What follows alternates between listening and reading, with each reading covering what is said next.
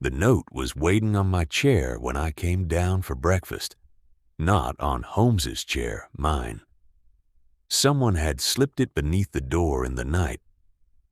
Mrs. Hudson had heard nothing, and Holmes, whose ears missed little, had heard nothing either. It was addressed to me directly. The message was short and cold. I was to tell Holmes to stop. Nathan Cord was not dead, it said, and Cord knew he was being watched. If Holmes did not abandon his inquiry at once, the next death would not be a stranger's, and it would be too late for both of us. I carried it straight to Holmes. He read it by the window 3 times through, then set it down and went silent. Nathan Cord, I said. Who was he? Who is he, apparently, Holmes corrected. I believed him dead these 2 years. A warehouse fire in Limehouse. 3 bodies. Cord was identified by his watch and a ring.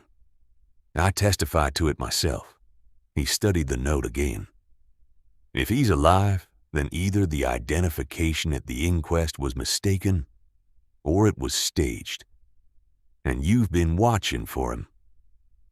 For 6 weeks, I admitted, though of course it was Holmes speaking of himself, not me.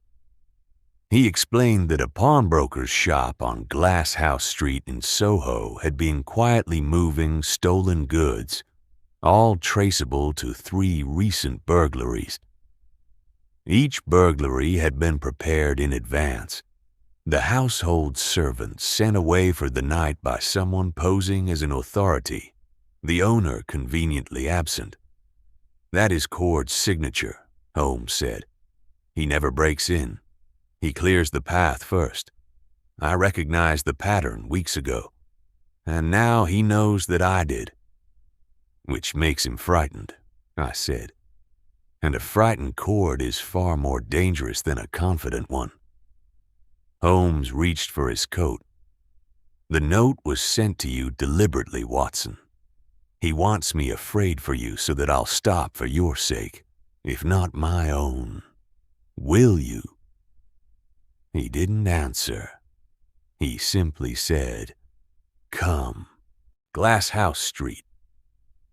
The pawn shop sat wedged between a cobbler and a shuttered print house, its window grimy, 3 brass balls hanging above a sign reading, "Hooper and Sons." Holmes bypassed the front and led me down the service lane behind it, where he noted a brand-new lock fitted to an old back door. The kind of security upgrade, he said, that only makes sense if someone recently decided this building was worth protecting. Inside, the shop was dim and cluttered. Watches under glass, rings on black cloth, coats along the wall.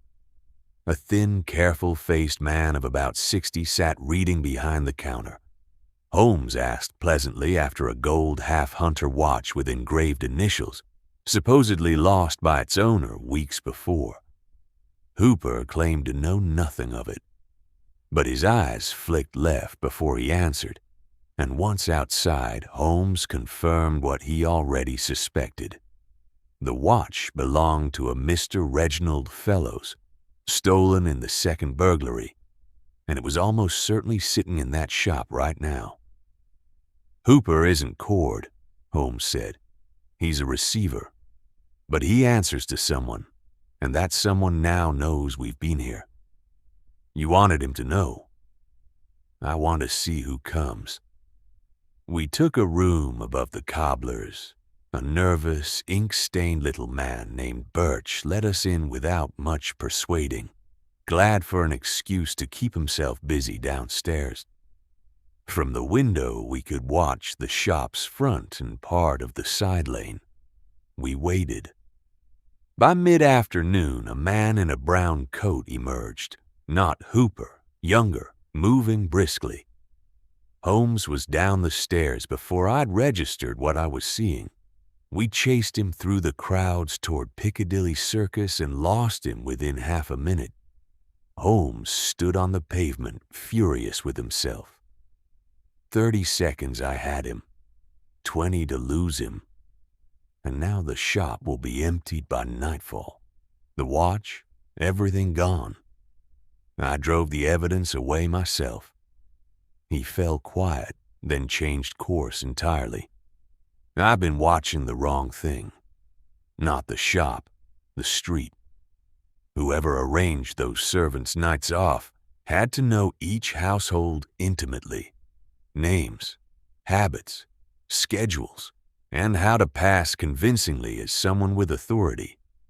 That points to domestic service, an agency or reference bureau, someone in that trade. He spent the next morning alone chasing that thread and returned near midday having found it. 2 employment agencies gave him nothing. The third, a respectable Mayfair firm called Renner and Associates, yielded everything. A woman posing as a welfare inspector had visited all 3 burgled households in the months beforehand, charming the servants into revealing exactly what Cord needed. She had once worked at the agency legitimately, 18 months prior. Her name was in their files, Ellen Voss. Holmes went very still at the name. He remembered it from before the fire, when a woman called Voss had given Cord an alibi in a case that never reached trial. She had been his alibi then. Now she was his reconnaissance. The agency's address led us to a lodging house in Lambeth. Ellen Voss opened her own door, a composed woman of about 35, dark-haired, unsurprised. "I thought you'd come," she said, and let us in. Over cold tea in her small, tidy room, she told us everything, flatly and without excuse. The fire had been Cord's own design. 2 men paid to die in his place, his watch and ring planted deliberately. 2 years of preparation behind it. She had helped him then, and for 7 years since. "Why tell us now?" Holmes asked. "Because of the note," she said. She hadn't known Cord meant to send it, to threaten me, specifically to force Holmes's hand through fear, rather than confront him directly. "He means to kill Watson," Holmes said. "Not a question." "Not you," she answered. "He believes a man like you won't stop to save yourself, but you'll stop to save your friend." She looked at him evenly. "He's right, isn't he?" Holmes said nothing to that. She went on. She knew exactly where Cord would be that night. She could give us the address, but if she did, and he was taken, she would go to prison alongside him for everything, all 7 years of it. So she offered him a choice instead. Let Cord go. Let him vanish abroad. She had money enough for both of them. He would never return, and no one else would be harmed. "I'm asking you to choose," she said. Holmes crossed to the window and stood a long while looking out over the dark river. Finally, he turned back. "Where is he?" She closed her eyes and told him. Cord was taken that night at a rooming house near the old Borough Market. He opened the door himself before the knock had even finished, looked once at the constables, once at the inspector, and then passed them all to where Holmes stood in the doorway. He held that look, not angry, something colder than anger, then turned away and said nothing more. Ellen Voss was arrested the following morning. Holmes had given her address to the police the night before, and she had known he would. She hadn't tried to run. Walking back along the river afterward, I asked him whether he'd chosen the law over justice. "I chose to stop a man who meant to kill you," he said, not looking at me.